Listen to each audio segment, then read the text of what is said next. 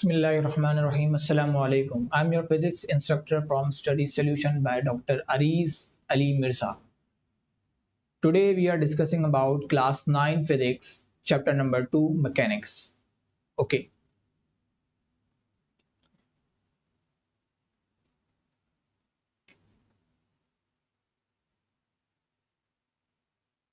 The first thing we will discuss about kinematics. What is kinematics and kinematics? Okay.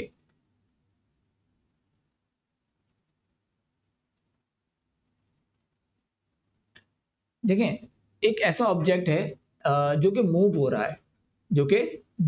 रहा है अब वो कितनी वेलोसिटी से हो रहा है, उस पर कितनी स्पीड लग रही है या कितनी फोर्स लग रही है, हमें ये सब चीजें डिस्कस नहीं करनी है अभी, क्योंकि हम डील कर रहे हैं काइनेमेटिक्स में।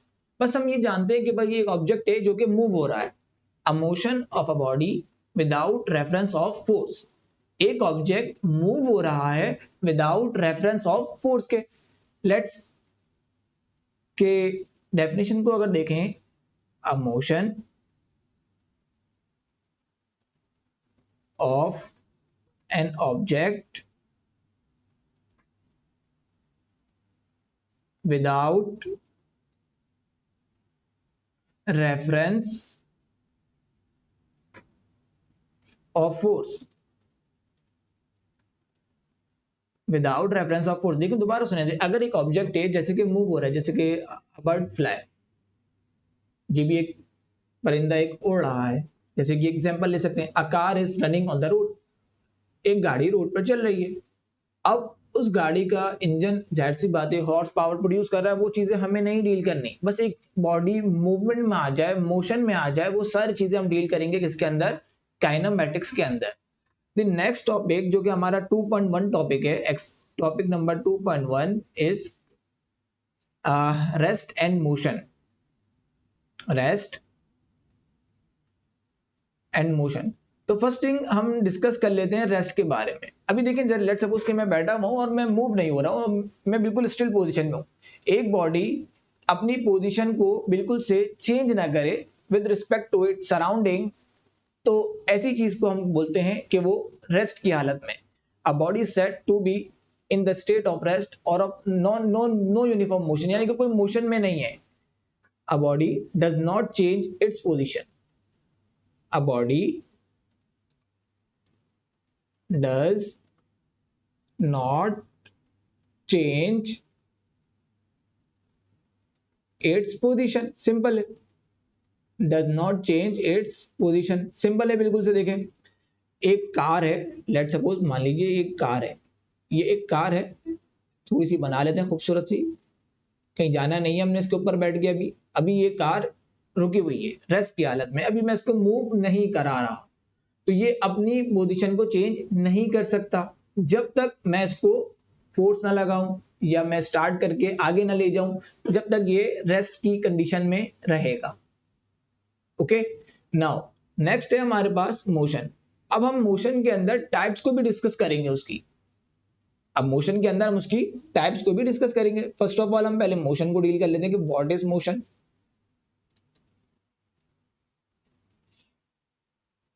A body does change its position. A body does change its position, एक बॉडी मोशन में आ जाए। मिसाल के तौर पर अब ये जो कार जो मैंने रेस्ट में बनाई थी, अब मैं क्या कर रहा हूं, इस कार को स्टार्ट कर रहा हूं और ऑन द वे जा रहा हूं। मोशन में आ गया, मैं हरकत में आ गया। अगर एक ऑब्जेक्ट हरकत में आ जाए, यानी कि वो मूव होना शुरू हो जाए, तो वो किस कंडीशन में आ जाएगा, वो मोशन की कंडीशन में आ जाएगा। अ बॉडी इज सेड, थोड़ा हम यहां से लिख लेते हैं, पेज थोड़ा थप्पा कर लेते हैं, ठीक है। Okay, now continue. A body is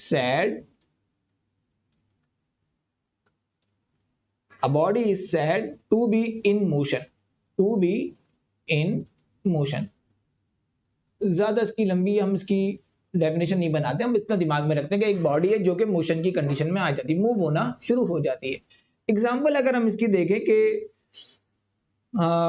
बहुत बेसिक सी एग्जांपल भी हम इसकी देख सकते हैं कि अ बर्ड फ्लाई, बहुत अच्छी एग्जांपल होती है कि अ बर्ड फ्लाई, ठीक है, एक परिंदा उड़ रहा है मोशन में, और अभी वो जाके टहनी पे बैठ गया तो वो रेस्ट की कंडीशन में आ जाएगा, फिर वो उठा, फिर वो उड़ने लग गया, तो वो कौन सी कंडीशन में आ गया, यानी कि अपनी पोजीशन को उसने चेंज कर लिया। जब पोजीशन चेंज हो जाएगी इसका मतलब वो मोशन में आ चुका है, ठीक है। तो इसी तरीके से मोशंस की कुछ टाइप्स होती हैं, types of motion.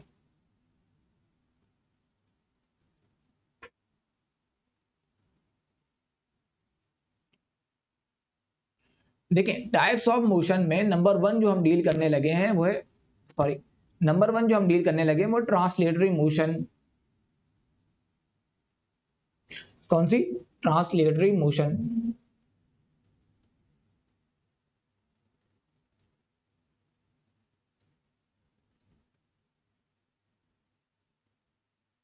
Translatory motion, अब पहले ना इसको एक एग्जांपल से समझते हैं कि ट्रांसलेटरी मोशन होता क्या है, फिर इसकी डेफिनेशन भी लिख लेंगे, ठीक है।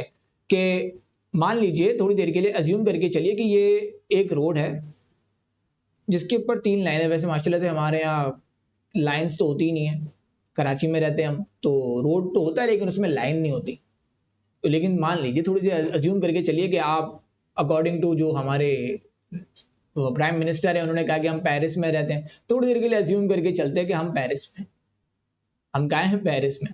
तो हमने बोला कि भाई हम एक बीच वाली लाइन को इसमें चलना शुरू कर दें, इस पॉइंट के अंदर, जैसे कि मैं देखें एक कार यहाँ चल रही है, एक कार यहाँ चल रही है, एक कार यहाँ चल रही है, एक कार यहाँ चल रही है, इनका प्रोटोकॉल जा रहा है। जैसे समझ लीजिए जब इनका प्रोटोकॉल जा रहा होता है ना, जैसे बड़े लोगों का प्रोटोकॉल जा रहा होता है जब ट्रैफिक जाम कर देते हैं ये लोग, बिल्कुल ऐसे समझ लीजिए प्रोटोकॉल जा रहा है। सारे के सारे जरा गौर करें, एक ही लाइन में चल रहे हैं, कोई भी अपनी लाइन चेंज नहीं कर रहा, यानी कि तमाम ऑब्जेक्ट एक सेम लाइन पर चलना शुरू हो जाएं, is the best example of translatory motion. Another example of translatory motion is called A train on running on a track. एक ट्रेन अगर चल रही है ट्रैक के ऊपर, मान लीजिए थोड़ी देर के लिए ट्रेन इस ट्रैक पे चल रही है, ये इसका first box, second box, third box, और यहाँ इसका इंजन लगा हुआ, मान लीजिए थोड़ी देर के लिए इंजन लगा हुआ इसका। अब इंजन के पीछे वाले जितने भी बॉक्स हैं वो उसके एक ही लाइन में चलेंगे, ऐसा तो नहीं होगा कि वो एक बॉक्स यहां चलना शुरू हो जाएगा, कभी भी नहीं होगा। जब एक ट्रांसलेट मोशन में चलना शुरू हो जाए ऑब्जेक्ट तो उसको कहते हैं हम ट्रांसलेटरी मोशन। अगर मैं इसकी एग्जांपल आपसे, तो हो गई ये डिस्कस, तो हम अगर इसकी डेफिनेशन मिले, when all points of moving body, when all points of moving body moves uniformly along a straight line, moves uniformly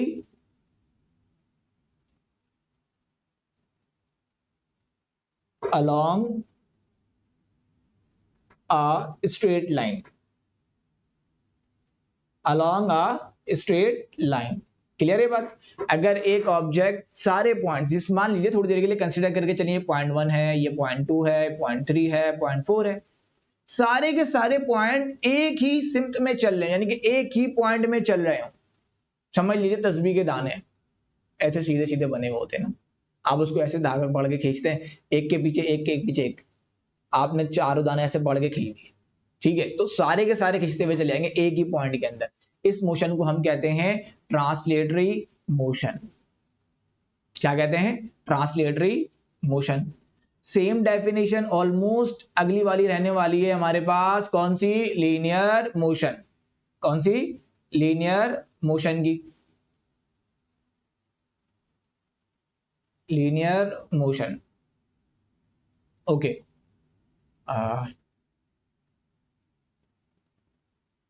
वही दोबारा से अपना रूट ले लेते हैं। अब क्या करते हैं, अब हम लोग नॉर्मल वे में चल रहे हैं, ये लाइन 1 है, ये लाइन 2 है, ये लाइन 3, ये दो लाइनें हमारे पास बनी है, लाइन 1, लाइन 2। लेकिन यहां पर एक बाइक वाला चल रहा है और यहां पर एक कार वाला चल रहा है, दोनों एक ही डायरेक्शन में मूव हो रहे हैं। लेकिन एक अगर पीछे चले जाए थोड़ा सा, देखिए अभी बाइक वाला यहां पर है और कार वाला चले गया यहां पर, ठीक है, लेकिन दोनों की डायरेक्शन तो सेम है, एक ही डायरेक्शन में जा रहे हैं दोनों, तो ऐसे मोशन को हम कहेंगे linear motion. Motion of a body along a straight line. हर बंदा, अगर कोई भी बंदा सीधा चल रहा है तो उसको हम बोल रहे हैं वो स्ट्रेट लाइन में मूव हो रहा है, यानी कि वो लीनियर मोशन में मूव हो रहा है। अगर मैं थोड़ा सा इसको वो देखूं कि हमारे उस्ताद जी कहते थे हमें कि सिरातल मुस्तकीम पे चलो बेटे, सीधे रास्ते पे चलो, तो हम भी सीधे रास्ते पे चलने की कोशिश कर रहे हैं, आप भी करें सीधे रास्ते पे चलने की कोशिश। Motion of a body along a straight line, motion of a body along a straight line, straight line। Okay, clear है बात। ट्रांसलेटरी मोशन वो मोशन जिसमें हर एक पॉइंट के पीछे दूसरा पॉइंट चल रहा होगा, यानी कि वो अपनी सिमत को नहीं तोड़ रहे होंगे, एक के पीछे एक के पीछे एक के पीछे एक चल रहा होगा। लेकिन लीनियर मोशन में ऐसा नहीं है, अगर एक आगे जा रहा है और दूसरा पीछे आ रहा है, जैसे कि मेरा हाथ आपको ऐसे दिख रहा होगा कि एक पॉइंट ऐसे आगे जा रहा है, एक ऐसे आ रहा है, लेकिन दोनों की डायरेक्शन कहां रहने वाली है, एक ही सिमत में डायरेक्शन रहने वाली है। तो ऐसे मोशन को हम क्या कहेंगे, लीनियर मोशन। क्लियर है बात? लीनियर मोशन तक बात क्लियर है? तो हम आगे बढ़ते हैं फिर अपना नेक्स्ट टॉपिक लेके, नेक्स्ट हेडिंग लेके, कि जो कि हमारे पास है सर्कुलर मोशन। देखिए बचपन में सबने ये गेम खेला होगा कि मैं जरा यहां पर पहले हेडिंग लिख देता हूं आपके लिए कि सर्कुलर मोशन, जो कि हम डिस्कस करने वाले हैं सर्कुलर मोशन को। देखें भाई, एक गेम सबने बचपन में खेला है, ऑलमोस्ट सबने खेला होगा। वैसे जेनजीज तो पुराने गेम्स नहीं खेलते, जो हम जैसे एजी लोग होते हैं वो खेल लिया करते थे वाले गेम। कि भाई एक मान लीजिए, एक पत्थर को लीजिए, स्टोन को लीजिए आप, ठीक है, ये स्टोन है, क्या ये स्टोन, और आप इसको एक रोप से बांध दीजिए, ये रोप है, इसको आपने एक रोप से बांध दिया और यहां से आपने इसको पकड़ लिया ऐसे। अब आपने क्या करना है, स्टोन ऐसे हैंग हो गया, ऐसे बंधा, आप इसको क्या कर रहे हैं, ऐसे गोल गोल गोल गोल घुमा रहे हैं, लेकिन आपका हैंड भी क्या कर रहा है, मूव हो रहा है। देखें अभी आपको कैमरे में हल्का सा दिख रहा होगा कि मैं, समझ लीजिए इस पेन के साथ मैंने एक रोप को बांध दिया, ऐसे एक ब्लॉक को या एक बॉल को मैंने हैंग कर दिया और धागा मैंने ऐसे पकड़ लिया, समझ लीजिए पकड़ लिया थोड़ी देर के लिए, और मैं ऐसे गोल गोल इसको घुमा रहा हूं ना अगर, तो मेरा हैंड भी मूव हो रहा है। क्या मूव हो रहा है, मेरा हैंड मूव हो रहा है। A motion of a body, अगर एक ऑब्जेक्ट एक ऑर्बिट में मूव कर रहा है, ऐसे मोशन को हम बोलते हैं circular motion. Another example of circular motion is आपका सोलर सिस्टम। और अगर आपने थोड़ी बात समझी भी है, पुराने आप लोगों ने लेक्चर्स पढ़े में और सुने भी हैं, उसमें भी आपने बात सुनी होगी टीचर से अक्सर कि अर्थ जो है सन के अराउंड ऐसे रोटेट होती है, गोल गोल घूमती है। तो ये जो मोशन कहलाता है ना, जो अर्थ सन के अराउंड मूव होती है, इसको बोलते हैं हम सर्कुलर मोशन। क्या बोलते हैं, circular motion. Motion of a body along a circular path, एक ऐसा मोशन हो जो कि सर्कुलर पाथ में मूव कर रहा हो, उसको बोलते हैं सर्कुलर मोशन। यही लिख देते हैं definition, motion of a body along a circular path, circular path। Clear है भाई? देखें सर्कुलर पाथ में अगर एक ऑब्जेक्ट मूव हो रहा है, इसका मतलब वो कौन सा मोशन है, सर्कुलर मोशन। एक है रैंडम मोशन। चले पहले सर्कुलर मोशन के बाद फौरी तौर पे हम पढ़ते हैं रोटेटरी मोशन को, क्योंकि ये इससे बिल्कुल से लिंक कर लेता है, तो हम इसको पहले ही पढ़ लेते हैं। रोटेटरी मोशन, देखिए भाई मान लीजिए आपका ये एक फैन है, फैन का ये सेंटर पार्ट हो गया, ये विंग नंबर 1, ये wing number 2 and wing number 3। अब जब फैन मूव हो रहा है तो उसका सेंटर पार्ट एक जगह पर फिक्स्ड है, सेंटर पार्ट मूव नहीं हो रहा होता, सेंटर पार्ट ऐसे गोल गोल घूम रहा होगा जरूर, लेकिन आप अगर गौर से देखें तो उसका सेंटर पार्ट ऐसे ऐसे मूव नहीं हो रहा, उसका सेंटर पार्ट क्या है, फिक्स्ड है। ऐसा मोशन हो जिसका सेंटर पार्ट फिक्स्ड हो और वो सर्कुलरली मूव हो रहा हो, ऐसे मोशन को हम कहते हैं rotatory motion, motion of a body along a fixed path. एक ऑब्जेक्ट अगर अपने फिक्स्ड पाथ में मूव हो रहा है, ऐसे मोशन को हम कहते हैं रोटेटरी मोशन। डेफिनेशन लिखते हैं इसकी कि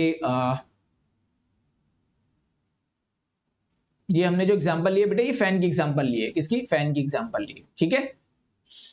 okay, motion of a body around लिख लें ज्यादा, अराउंड अ फिक्स्ड पाथ, मूव अराउंड अ फिक्स्ड पाथ। अगर एक फिक्स पाथ के ऊपर एक ऑब्जेक्ट ऐसे मूव हो रहा है, इसका मतलब सिंपल है कि वो कौन सा मोशन है? Rotatory motion. नेक्स्ट वन हमारे पास है बेटे रैंडम मोशन। रैंडम मोशन, देखिए बहुत बेसिक से एग्जांपल है। मिसाल के तौर पर एक बंदा यहां पे खड़ा हुआ है, अब उसको पता ही नहीं है कहां जाना है। वैसे एक दोस्त होता है ना, हम लोग ऐसा करते थे कि दोस्त के घर पे चलेगा भाई, उसको बोलने नीचे आओ जाना है, उसको नहीं पता कहां जाना है, उसको बिठाया ले गए। उसके लिए तो रैंडम हुआ ना, रैंडमली उसको बिठाया और निकल गए लेके। ऐसे ही एक ऑब्जेक्ट है, वो रैंडमली मूव कर रहा है, कभी इधर जा रहा है, कभी इधर आ रहा है, कभी इधर आ रहा है, यानी इसकी कोई डायरेक्शन नहीं है, नॉर्मली कहीं भी चले जा रहा है, मूव्ड हो रहा है। इररेगुलर मोशन ऐसे मोशन को बोलते हैं। Irregular motion is called a random motion. जैसे कि हम मान लीजिए थोड़ी देर के लिए कि ये एक सिलेंडर है, उस सिलेंडर के अंदर गैस पार्टिकल्स है, ये गैस पार्टिकल्स है। अब गैस पार्टिकल की डायरेक्शन, कभी ये गैस पार्टिकल ये वाला समझ लीजिए, वाला कंसिडर कर लेते हैं, कभी उठ के इधर आ रहा है, कभी ये उठ के इधर जा रहा है, कभी इसके उठ के इधर आ रहा है, मतलब ये इधर से उधर रैंडमली मूव कर रहा है। इसकी कोई डायरेक्शन नहीं है स्पेसिफिक कि भाई इसको इधर ही मूव होना है, नहीं, रैंडमली मूव होगा। ऐसे मोशन को हम कहते हैं random motion. Irregular motion, irregular motion को हम क्या बोलते हैं? Random motion. ओके, मैं इसको कंक्लूड करता हूं आपके लिए कि हमने जो स्टार्ट लिया बेटे, वो स्टार्ट लिया हमने यहां से कि सबसे पहले जो हमने डेफिनेशन जो यहां से देखी मोशंस के अंदर, अगर हम आए थोड़ा सा, तो मैं इसको जल्दी से आपके लिए समअप करूं कि फिर हम नेक्स्ट टॉपिक की तरफ बढ़ेंगे। सबसे पहले हम चले रेस्ट की तरफ। अगर एक ऑब्जेक्ट अपनी पोजीशन को और अपनी कंडीशन को चेंज नहीं कर रहा, ऐसे एक पेन है, एक मेरे हाथ पे ऐसे रखा हुआ है, तो ये रखा हुआ ही रहेगा जब तक मैं इसको मूव ना कर लूं। यानी कि ये कौन सी कंडीशन में आ गया? रेस्ट की कंडीशन में आ गया। अब थोड़ी देर के लिए कंसीडर करके चलें कि ये कार है जो कि एक रोड पे, ऐसे समझ लीजिए मेरा हाथ एक रोड है और ये अभी रेस्ट में थी, अब ये क्या करना शुरू हो गई? मूव होना शुरू हो गई। तो ऐसे मोशन को हम बोलते हैं सिंपल मोशन। लेकिन इसकी कुछ टाइप्स आ जाती हैं, जैसे कि हमने टाइप नंबर 1 में हमने डिस्कस किया कि ट्रांसलेटरी मोशन। इसकी हमने एग्जांपल्स ली 2-3 और हमने इसको जल्दी से सम अप करते हैं कि व्हेन ऑल पॉइंट, जितने भी पॉइंट्स है, मिसाल के तौर पर point number 1, point number 2, point number 3, point number 4, सारे के सारे पॉइंट्स से मेरा मतलब यह है आपसे कि ऑब्जेक्ट, कोई भी कार हो सकती है या बंदे हो सकते हैं या एक कोई भी एनिमल्स हो सकते हैं, सब के सब एक ही लाइन में चल रहे हैं। पॉइंट का मतलब ये है, पॉइंट का मतलब 1 2 3 4, मैं तो उसको नाम दे रहा हूं खाली, लेकिन आप अपने दिमाग में ये कंसीडर जरूर कर लें कि पॉइंट का मतलब कोई भी ऑब्जेक्ट है, तो वो एक ही पॉइंट में, एक ही लाइन में, एक के पीछे एक बिल्कुल से मूव हो रहा है। The best example of the translatory motion is called a train run on a track. अगर एक ट्रेन ट्रैक पे चल रही है तो जाहिर सी बात है उसके जो पीछे के बॉक्स होंगे वो उसके साथ साथ ही चल रहे होंगे, और ऐसे मोशन को हम बोलते हैं ट्रांसलेटरी मोशन। नेक्स्ट वन हमने पढ़ा कि बेटा लीनियर मोशन।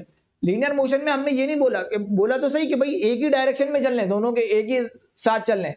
ऐसा नहीं होगा कि एक इधर जा रहा है तो दूसरा इधर आ रहा है, तो ये लीनियर मोशन नहीं कहलाएगा। दोनों के बीच में, इन दोनों के बीच में लीनियर मोशन नहीं होगा। हाँ, अगर दोनों ऐसे ही मूव हो रहे हैं, बिल्कुल ऐसे एक आगे जा रहा है और एक पीछे आ रहा है अगर, तब भी ये कौन से मोशन है? Linear motion. और सर्कुलर मोशन में हमने क्या डिस्कस करा बेटा कि जिसका सेंटर पार्ट फिक्स ना हो और अब वो रोटेट हो रहा around a fix path, centre part fix ना हो और वो सर्कुलर मोशन में एक बॉडी उसके अराउंड मूव कर रही हो, तो ऐसे मोशन को हम क्या बोलते हैं, circular motion.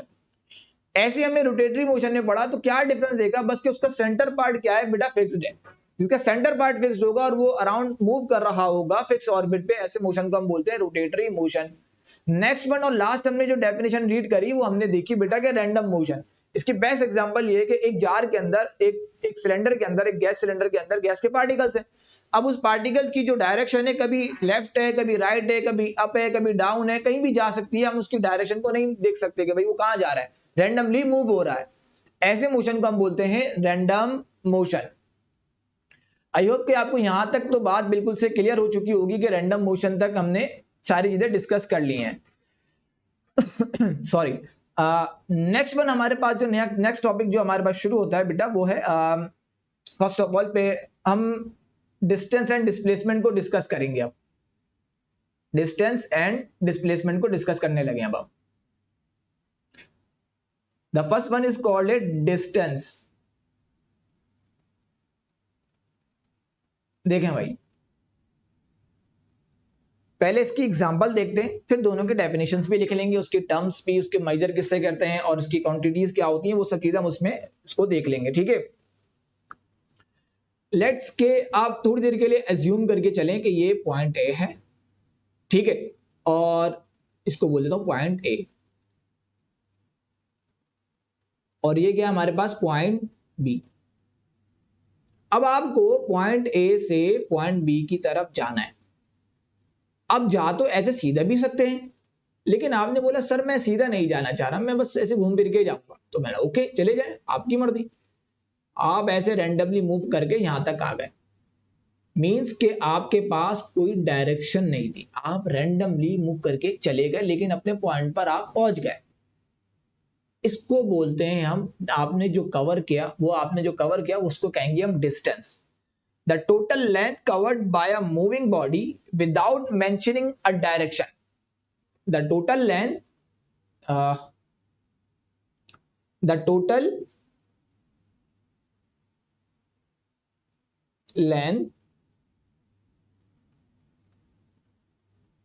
moving by a body without mentioning a direction.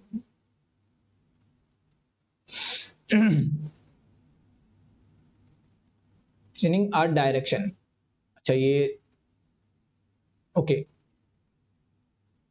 आई हुआ, ठीक है, विदाउट मेंशनिंग अ डायरेक्शन। अब देखिए यहां से यहां तक आने में आपने कोई डायरेक्शन तो नहीं देखी, आप यहां से पॉइंट ए से चले, आप पॉइंट बी तक ऐसे घूमते फिरते आ गए, तो ऐसे मोशन को हम बोलते हैं डिस्टेंस। यानी कि इस तरीके के जो आपने फासला तय किया, ऐसी चीज को हम क्या बोलते हैं कि आपने जो फासला तय किया उसको हम बोलते हैं डिस्टेंस। डिस्प्लेसमेंट नहीं बोलेंगे, अभी हम डिस्प्लेसमेंट में भी आने वाले हैं, लेकिन पहले हम इसको पूरा कवर कर लें, ठीक है। विदाउट मेंशनिंग द, इसमें जो एक बात याद रखने वाली है वो ये वाली है कि भाई इसमें आपने कोई भी मेंशन नहीं करी, क्या चीज, डायरेक्शन। आप रैंडमली एक पॉइंट से दूसरे पॉइंट पर चले गए without mentioning a direction. Without mentioning a direction, अगर आप एक डिस्टेंस को कवर करते हैं, एक लेंथ को आप कवर करते हैं, उसको बोलते हैं हम डिस्टेंस। और याद रहे कि डिस्टेंस मेजर इन मीटर, इसका जो ऐसा यूनिट होता है वो क्या होता है, मीटर। यानी कि इसको हम सिस्टम इंटरनेशनल यूनिट भी कह सकते थे, और उसको हम ये भी कह सकते हैं कि मीटर। यानी कि जो डिस्टेंस को मेजर करते हैं कि कितना डिस्टेंस आपने कवर किया, मिसाल के तौर पे आप यहां से लेके यहां तक चले 10 मीटर, ठीक है। आप 10, आपने जो मीटर लगाया ना, बेसिकली ये इसका क्या है, यूनिट। क्या है बेटा, यूनिट। और एक बात मैंने अभी आपको थोड़ी देर पहले बताई कि विदाउट मेंशनिंग अ डायरेक्शन, इसकी कोई डायरेक्शन नहीं है। अगर डायरेक्शन नहीं हो तो ऐसे को हम कहते हैं कि ये एक स्केलर क्वांटिटी है। कौन सी क्वांटिटी है, अभी नेक्स्ट टॉपिक हमारा स्केलर एंड वेक्टर पर आएगा, तो वहां हम इसको डिस्कस और करेंगे। बट अभी आप इतना समझ लीजिए कि जहां डायरेक्शन नहीं होती तो उसकी जो क्वांटिटी है वो स्केलर क्वांटिटी है। It is a scalar quantity. It is a scalar quantity. Scalar quantity. Scalar quantity means no direction, कोई भी डायरेक्शन बोलो भाई नहीं है, कोई भी डायरेक्शन हमारे पास यहां पर नहीं है। नेक्स्ट हमारे पास है बेटा डिस्प्लेसमेंट। डिस्प्लेसमेंट बहुत सिंपल सी डेफिनेशन है इसकी भी। The shortest path covered by a body is called displacement. अब आप पॉइंट ए से पॉइंट बी पर कहां से जा रहे हैं, मेरे बताए हुए रास्ते से चल रहे हैं आप। मैंने बोला बेटा आप सीधा चले जाएंगे तो जल्दी पहुंच जाएंगे। यहां से यहां तक आपने 10 मीटर का डिस्टेंस कवर किया, यहां से यहां तक आपने कितना कवर किया, 5 मीटर ओनली। तो मैंने लेकिन आपको इसके लिए क्या चीज बता दी, डायरेक्शन बता दी। जब डायरेक्शन आ जाएगी तो वो कहलाएगा आपका displacement. The shortest path covered by a body is called displacement. The shortest path covered by a body is called displacement. Clear है? Is called displacement. अगर एक object shortest path with mentioning a direction cover कर रहा है, इसको हम बोलते हैं डिस्प्लेसमेंट। वही पाथ, लेकिन वही पॉइंट ए जाना आपको, देखें मिसाल के तौर पर पॉइंट ए से पॉइंट बी पे ही जाना है ना आपने, लेकिन आपने क्या करा, पहले तो घूम फिर के गए, तो आप पहुंचे तो वहीं पर ही पॉइंट बी पर, लेकिन आपने डिस्टेंस ज्यादा ट्रेवल कर लिया, आपने लेंथ ज्यादा ट्रेवल कर ली, तो वो होगा आपका डिस्टेंस। वहां पे कोई डायरेक्शन आपके पास नहीं थी, लेकिन अब मैंने आपको क्या बोल दी, एक डायरेक्शन दे दी। जैसे कि आपने देखा होगा कि लास्ट ईयर पेपर्स में कॉन्सेप्चुअल क्वेश्चन का बड़ा एक जिक्र हो रहा था, भाई कॉन्सेप्चुअल क्वेश्चन आ रहे हैं, बच्चों को गाइडेंस ही नहीं थी। तो अब हम आपको गाइड कर रहे हैं, जैसे कि बेटा कॉन्सेप्चुअल पढ़ना है, थोड़ा सा कॉन्सेप्चुअल को आपको फोकस करके देखना है कि भाई क्या बता रहे हैं सर, को सुनना है, ठीक है। तो ऐसे ही आपको मैंने मेंशन कर दी डायरेक्शन, आपको मैं डायरेक्शन बता दी कि भाई इस तरीके से चलो, इंशाल्लाह आपके you will get a good marks. But आपने क्या करा, आपने बोला मैं तो अपनी चलाऊंगा, आप चला रहे हैं अपनी, बस घूम फिर के जा रहे हैं, तो आप डिस्टेंस कवर्ड करें, लेकिन आपने बताए हुए रास्ते पे चले, सीधे सीधे रास्ते पे चले, और आपने एक तो टाइम भी कम लगाया, डिस्टेंस भी कम कवर हुआ, आपकी एनर्जी भी बची, और आपके मार्क्स भी अच्छे आ गए। तो इसलिए कहते हैं एक मेंटोर और एक अच्छा बंदा मिलना जरूरी है। Okay,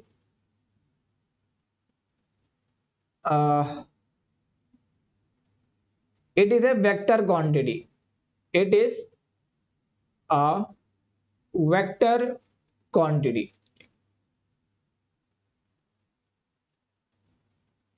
it is a vector quantity।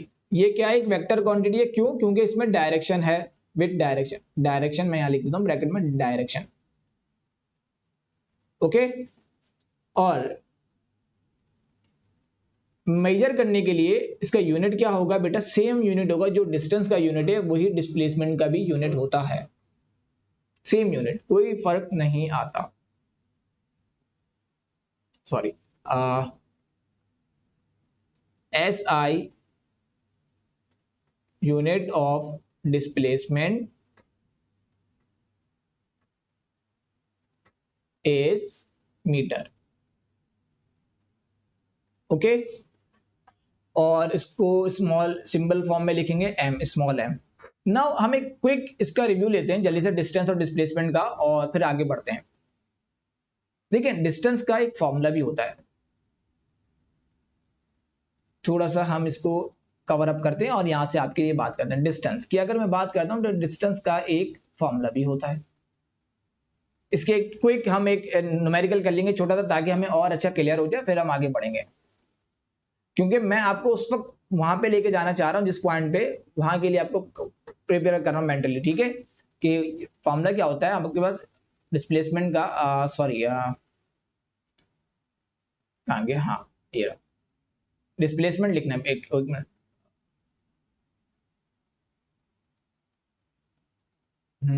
Displacement, displacement का फॉर्मूला होता है velocity multiply by time, okay. और अगर इसको सिंबॉलिक फॉर्म में लिखें तो s is equal to v multiply by t। Next topic जो हमारा होने वाला है वो वेलोसिटी और स्पीड पे होने वाला है। नेक्स्ट जो हम डिस्कस करेंगे वो होगा वेलोसिटी और स्पीड। तो हम स्टार्ट करते हैं अपना नेक्स्ट टॉपिक वेलोसिटी का और स्पीड का। Okay, speed.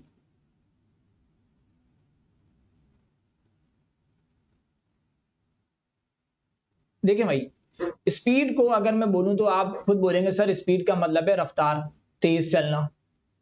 ओके, मान लेते हैं भाई आपकी बात, मैं लिख भी देता हूं आपकी बात मान के कि भाई how fast moving of an object, how fast moving of an object. Simple है, एक ऑब्जेक्ट कितना तेज मूव हो रहा है इसका मतलब उसकी स्पीड है।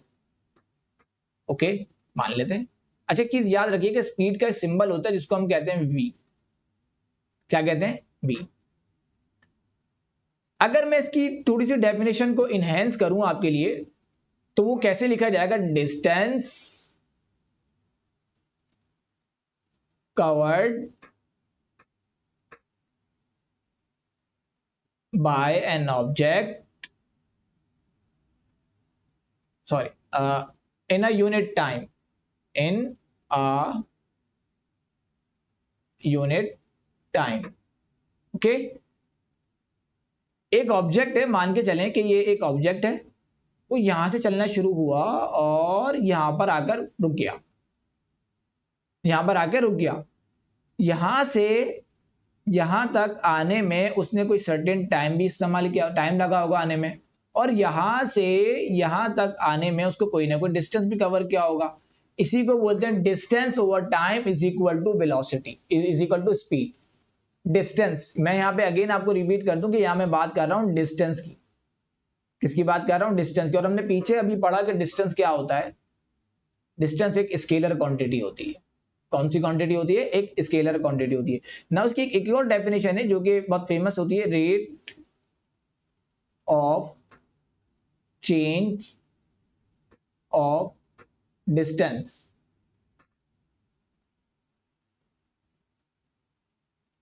with respect to its time, with respect to its time।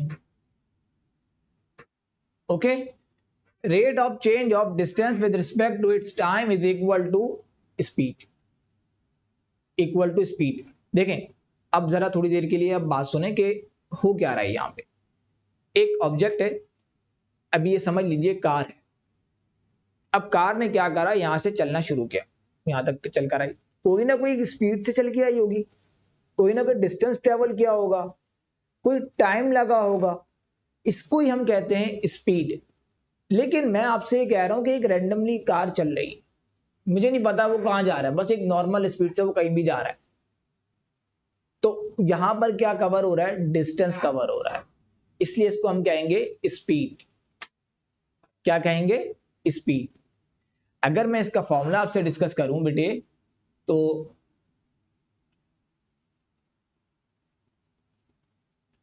देखें, formula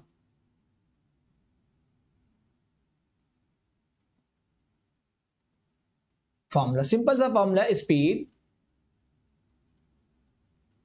equal to distance over time, distance over time. Speed का सिंबल क्या होता है हमारे पास? v।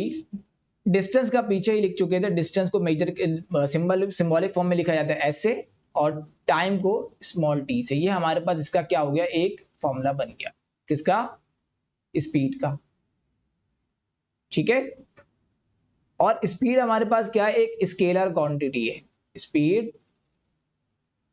Is a scalar quantity, और पीछे ही डिस्कस कर चुके हैं स्केलर क्वांटिटी क्या होती है जिसमें डायरेक्शन नहीं होती। इसमें डायरेक्शन नहीं होती, वो कौन सी क्वांटिटी होती है? एक स्केलर क्वांटिटी होती है। और स्पीड की अगर हम बात करें, जो हमने डेफिनेशन पढ़ी, rate of change of distance with respect to its time equal to speed. और स्पीड का फॉर्मूला क्या डिस्कस किया, distance over time is equal to speed. Symbolic form में जब हमने बात करी v is equal to S upon T. Next हमने बोला कि स्पीड एक स्केलर क्वांटिटी होती है। अब जाहिर सी बात है एक फॉर्मूला बन चुका है तो उसका कोई ना कोई एक यूनिट होगा, तो नेक्स्ट हम इसका यूनिट डिस्कस करने लगे कि यूनिट क्या होगा इसका हमारे पास। ओके ये रहा,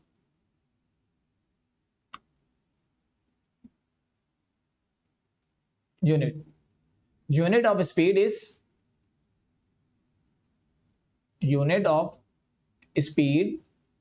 is metre per second inverse और मीटर पर सेकंड, दोनों बातें ठीक है। देखें डिस्टेंस को मेजर किया जाता है किसके अंदर, मीटर के अंदर, ठीक है, और टाइम को मेजर किस में किया जाता है, सेकंड के अंदर। तो बन गया ना यूनिट मीटर पर सेकंड। तो सवाल ये हो गया सर ये -1 कैसे आया, जब s डिनोमिनेटर से नॉमिनेटर में शिफ्ट होगा तो पावर यहाँ प्लस की 1 है, ऊपर जाके किसकी हो जाएगी, माइनस की 1 हो जाएगी, तो बन जाएगा ना ms की power -1 means unit of speed is metre per second. I hope कि आपको स्पीड थोड़ा बहुत क्लियर हो गया होगा, क्योंकि अब हम जो स्पीड की टर्म्स पढ़ेंगे तो उसमें स्पीड पूरा आपको क्लियर हो जाएगा, जो कि है हमारे पास number 1 uniform speed. Uniform speed,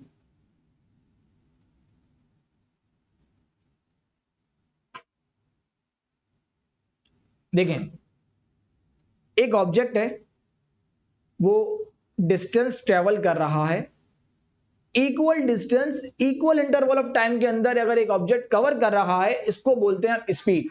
means कि आप थोड़ी देर के लिए एज्यूम करके चलें कि यहां से यहां तक एक रास्ता है, एक पाथ हम बना लेते हैं, ये पॉइंट से ये यहां तक एक पाथ है आपके पास, ठीक है, ठीक है, एक पाथ आपने बना लिया ऐसे। अब यहां तक कंसीडर करके चलते हैं, ये 1 मीटर है, 1 मीटर का डिस्टेंस 1 सेकंड के अंदर ही ट्रेवल कर रहा है, यानी कि equal distance equal interval of time के अंदर जो ट्रेवल करेगा उसको हम कहते हैं, वो कौन सी स्पीड में चल रहा है, एक यूनिफॉर्म स्पीड में चल रहा है। Equal distance and equal interval of time, equal distance in equal interval of time. Clear है बात, इक्वल डिस्टेंस हो और इक्वल इंटरवल ऑफ टाइम में अगर एक बॉडी ट्रेवल कर जाए उसको हम कहते हैं कि वो किसमें है, एक यूनिफॉर्म स्पीड के अंदर है। बट अगर हम नॉन यूनिफॉर्म देखें कि नॉन यूनिफॉर्म स्पीड क्या होती है बेटे, तो ऑलमोस्ट सेम ही है, लेकिन बस एक छोटा सा डिफरेंस है जिसकी वजह से दोनों में डिफरेंस आया कि नॉन यूनिफॉर्म कहा गया इसको। Non uniform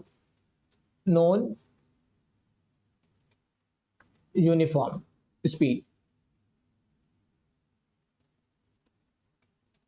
non uniform speed, unequal distance, sorry अभी थोड़ी देर के लिए कंसीडर करके चलते हैं कि वो दोबारा से एक पाथ बना लेते हैं, एक हमने पाथ बना लिया, ठीक है। अब यहां से यहां तक मान के चलते हैं कि ये 1 मीटर है, ठीक है, पहले 1 मीटर का डिस्टेंस वो कवर्ड कर रहा है 1 सेकंड के अंदर ही, तो ये किस में आ जाएगा, यूनिफॉर्म स्पीड में आ जाएगा। बट नेक्स्ट 1 सेकंड की बात कर रहे हैं, 1 सेकंड में अब उसने डिस्टेंस ट्रेवल कर लिया कितना, 2 मीटर का, और टाइम कितना रहा, सेम रहा, टाइम चेंज नहीं हुआ। Unequal distance in equal interval of time is called a non uniform speed. अगर एक ऑब्जेक्ट सेम टाइम के अंदर डिफरेंट डिस्टेंस को ट्रेवल कर रहा है, इसका मतलब सिंपल है कि वो कौन सी स्पीड में है, non uniform speed. Unequal distance in equal interval of time, unequal distance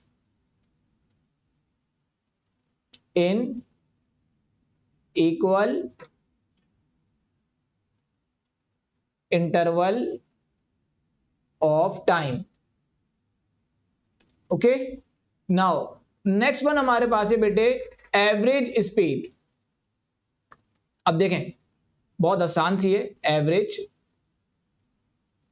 speed,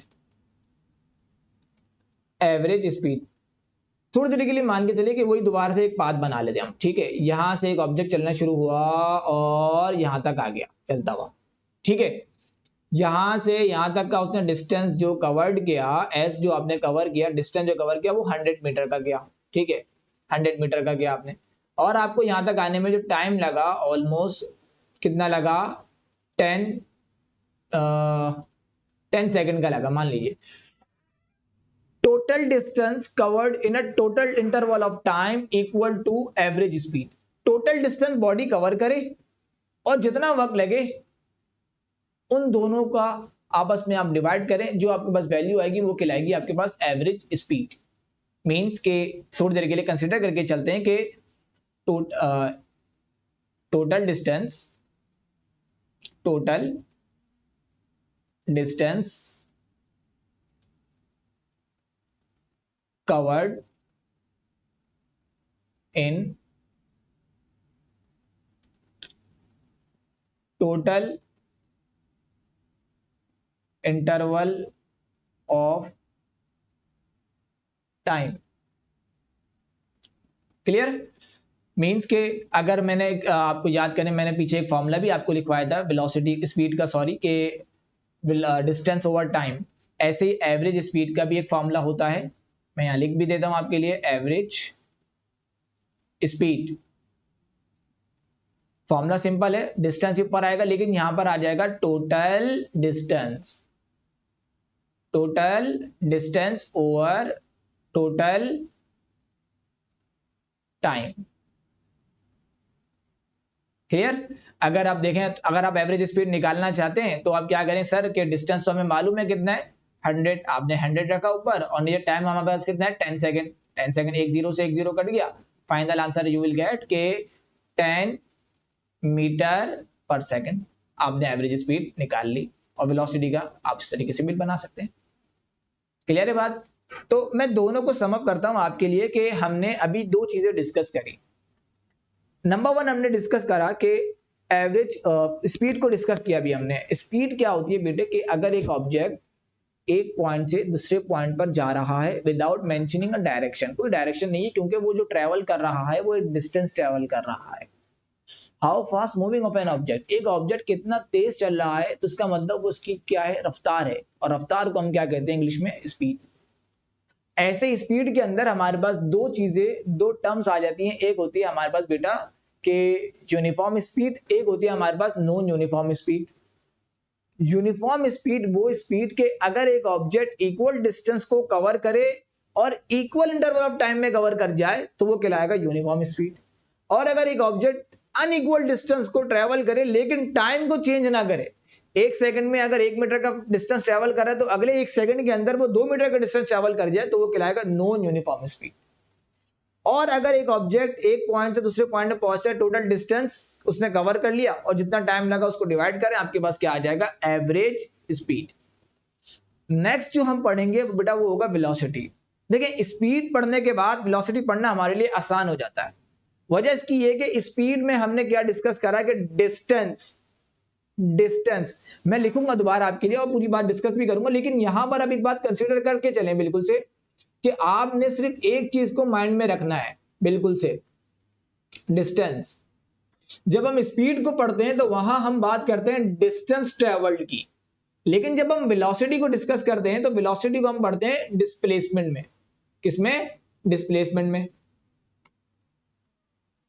okay,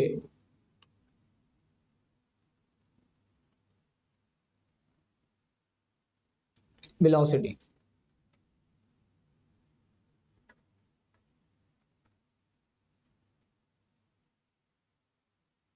देखें रेट, सिंपल सी डेफिनेशन है, यहां पर भी वही पुरानी वाली डेफिनेशन ही लिखूंगा मैं, rate of change of displacement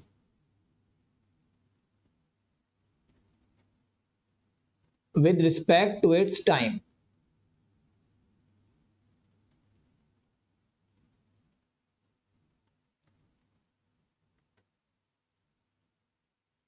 is called velocity। देखिए मैंने आपको पहले ही कहा था कि वहां जो हमने बात करी थी वो डिस्टेंस की करी थी, यहाँ हम जो बात कर रहे हैं वो डिस्प्लेसमेंट की कर रहे हैं। सिंपल, अगर एक ऑब्जेक्ट एक पॉइंट से दूसरे पॉइंट पर मूव हो रहा है लेकिन विदाउट मेंशनिंग डायरेक्शन नहीं, with mentioning a direction, with mentioning a direction. अब मैं बोलूं एक कार है जो पॉजिटिव एक्स एक्सिस की तरफ चल रही है, मेरे सीधा अगर आप देखेंगे ये ईस्ट की तरफ चल रही है, ठीक है, एक कार सीधा की तरफ चली, मैंने डायरेक्शन दे दी ना, अब उसकी जो रफ्तार होगी ना, अब वो स्पीड नहीं कहलाएगी, क्योंकि मैंने जब डायरेक्शन की बात कर ली तो वो कहलाएगी उसकी वेलोसिटी। क्या कहलाएगी? वेलोसिटी। और वेलोसिटी क्या होती है? एक वेक्टर क्वांटिटी होती है, it is a vector quantity, it is a vector quantity. Velocity हमारे पास क्या होती है बेटे? एक वेक्टर क्वांटिटी होती है। अब वेक्टर क्वांटिटी क्या होती है? जिसमें डायरेक्शन होती है, जो कि हमने डिस्प्लेसमेंट में उसको पढ़ा था कि भाई डिस्प्लेसमेंट में बेसिकली क्या आता है, एक डायरेक्शन की बात करते हैं तो वो क्या होता है? एक वेक्टर क्वांटिटी होती है। ऐसे ही वेलोसिटी के अंदर भी जब हम बात करते हैं तो डिस्प्लेसमेंट की करते हैं, rate of change of displacement with respect to its time is equal to is called a velocity. और वेलोसिटी का जो बुनियादी फॉर्मूला है वो basically velocity equal to displacement over time, displacement over time, v is equal to S over T. But यहां पर एक चीज याद रखिएगा कि जब हम वेलोसिटी की बात करते हैं तो वेलोसिटी हमारे पास एक वेक्टर क्वांटिटी, जो जो वेक्टर क्वांटिटीज हैं उसके ऊपर एक ऐसे एरो लगा दिएगा। ये एरो हमें ये बताता है कि ये एक वेक्टर क्वांटिटी को शो कराता है, shows a vector quantity, shows a vector quantity, shows a vector quantity. और डिस्प्लेसमेंट भी हमारे पास क्या होती है? एक वेक्टर क्वांटिटी होती है। सेम एज अगर आप देखें कि इसका यूनिट क्या होगा, यूनिट स्पीड एंड वेलोसिटी का सेम रहता है, बिकॉज डिस्टेंस को मेजर करते हैं हम किसके अंदर? मीटर के अंदर, और टाइम को मेजर करते हैं हम किसके अंदर? सेकंड के अंदर। तो एसआई यूनिट जो होगा हमारे पास, SI unit is metre per second और metre per second inverse, same, कोई चेंजिंग नहीं आएगी हमारे पास इसके अंदर। नेक्स्ट वन हमारे पास है सेम डेफिनेशंस में यहां पर लिखूंगा जो कि हमने वहां पर भी लिखी है स्पीड के अंदर, और यहां पर भी मैं लिखने वाला हूं आपके लिए कि यूनिफॉर्म वेलोसिटी। तो आपको दोबारा पढ़ने को मिल जाएगा, ये दोबारा से समझ लीजिए कि इसको मैं दोबारा से आपके साथ डिस्कस कर रहा हूं। Uniform velocity, okay. Equal distance कहां पर था हमारे पास? स्पीड के अंदर। यहां क्या हो जाएगा? Equal displacement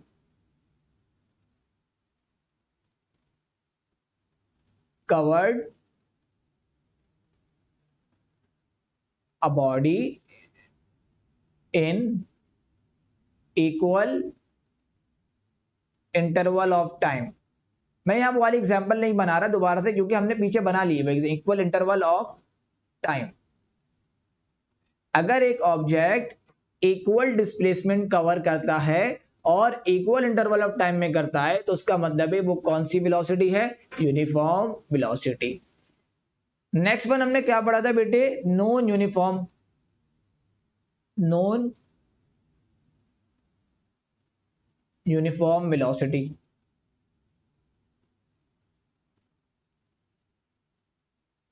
non uniform velocity क्या बताया था हमने आपको? Unequal displacement. वहां पे क्या था? अनइक्वल डिस्टेंस स्पीड के अंदर। यहां पर क्या है? Unequal displacement,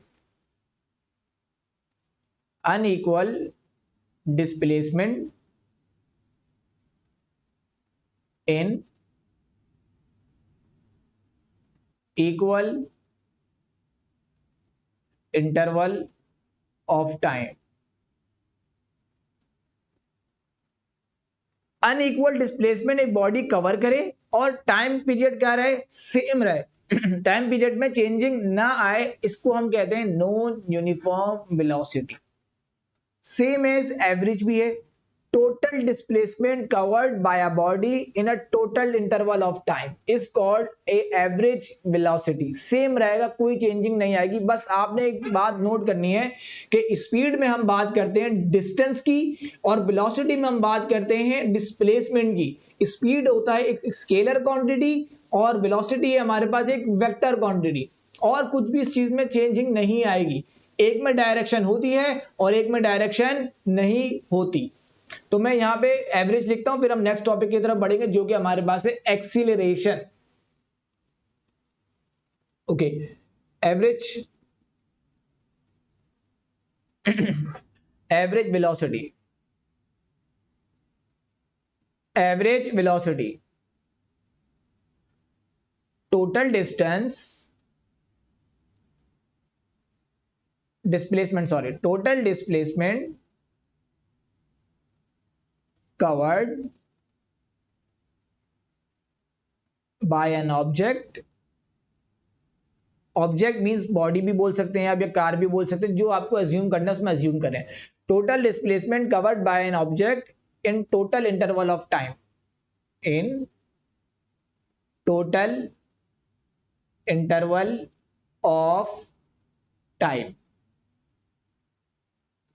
okay, in total interval of time. और एवरेज वेलोसिटी का सेम फॉर्मूला रहने वाला है जो वहां पर था कि एवरेज वेलोसिटी का सेम फॉर्मूला रहने वाला है कि टोटल डिस्प्लेसमेंट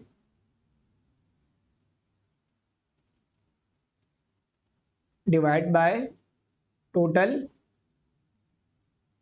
टाइम। ओके, अब हम इसके अंदर डिस्टिंग्विश करेंगे दोनों पार्ट्स के अंदर कि हमने यहाँ पे दो चीजें डिस्कस करी अभी। एक हमने करी बेटे कि स्पीड क्या होती है, नेक्स्ट वन हमने क्या करा, वेलोसिटी। वन बाय वन दोनों के अंदर डिफरेंस देखते हैं क्या है। स्पीड में पहला डिफरेंस और वेलोसिटी में पहला डिफरेंस जो अपने माइंड में रखें आप हमेशा कि स्पीड एक स्केलर क्वांटिटी है और वेलोसिटी हमारे पास एक वेक्टर क्वांटिटी है। स्पीड के अंदर हम डिस्टेंस की बात करते हैं और वेलोसिटी के अंदर हम डिस्प्लेसमेंट की बात करते हैं। अगर इनके सेम पॉइंट्स को हम देखें तो इसमें सेम पॉइंट क्या होता है हमारे पास कि यूनिफॉर्म नॉन यूनिफॉर्म सेम रहेगा, कोई चेंजिंग नहीं आएगी, सिर्फ और सिर्फ डिस्टेंस और डिस्प्लेसमेंट का फर्क आएगा। दोनों का यूनिट सेम रहता है, यूनिट चेंज नहीं होता। पहले वाले का यूनिट भी मीटर पर सेकंड है स्पीड का और वेलोसिटी का यूनिट भी मीटर पर सेकंड है। अगर आप थोड़ा सा गौर करें कि स्पीड और वेलोसिटी का फॉर्मूला भी ऑलमोस्ट सेम है, बस एक में हमने डिस्टेंस की बात करी है और एक में हमने डिस्प्लेसमेंट की बात करी है। जब हम वेलोसिटी की बात करेंगे तो ऊपर हम एक एरो लगा देंगे और एरो क्या शो करेगा बेटा, एरो शो करेगा कि ये एक स्केलर नहीं, ये एक वेक्टर क्वांटिटी। आई होप कि आपको स्पीड एंड वेलोसिटी का जो कॉन्सेप्ट है वो क्लियर हो गया। नेक्स्ट वन हम बढ़ेंगे बेटा एक्सेलरेशन की तरफ। और एक्सेलरेशन एक ऐसा टॉपिक है जो कि पेपर में 2 से 3 बार आस्क भी हुआ है कि डिफाइन द फॉलोइंग करके बहुत बेसिक सा क्वेश्चन बन जाता है। उसमें एक सवाल आता है डिफाइन द फॉलोइंग और क्वेश्चन बनते हैं आपके पास कि डिफाइन द फॉलोइंग में जैसे कि आ जाएगा acceleration, velocity, speed, uniform speed क्या होती है, ट्रांसलेटरी मोशन क्या होता है, सर्कुलर मोशन, रैंडम मोशन। इसके डेफिनेशंस का एक क्वेश्चन 3 नंबर का आपके पास बनकर आ जाता है अक्सर ओवेस्टर पेपर में। तो अब हम जो डिस्कस करने लगे हैं बेटा वो है हमारे पास एक्सेलरेशन।